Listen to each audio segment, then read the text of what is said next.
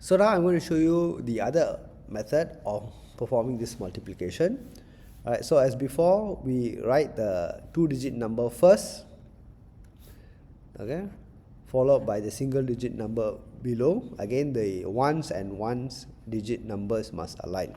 Okay, so 7 is a single digit, so it must be in the same column as the ones digit here, which is 2. So 7 is written below 2. And then you multiply. So the first step is you multiply the ones, so 2 times 7. So 2 times 7 you will get 14. Okay, so when you have a two-digit result, you write the ones digit first, and the tens digit you write it as a carry. Okay, carry to the next digit. Okay, so 2 times 7 is 14. So for 14, the ones digit, which is 4, is written, and the tens digit is written as a carry.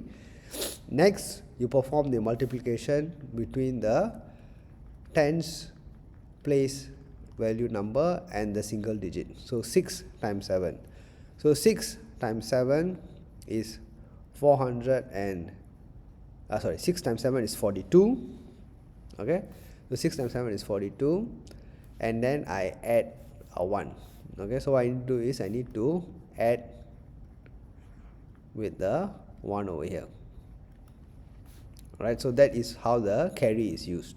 So the carry is added, okay, to the multiplication result of 6 times 7. So 6 times 7, okay, is 42, and then I add 1, which will give me 43. So here I write it as 43.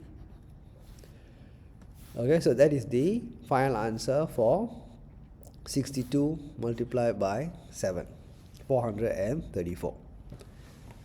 Alright, so I hope now you get a better idea how to use this approach, okay, to solve these kind of multiplication questions. Thank you for watching. I'll see you soon in my next video. Bye.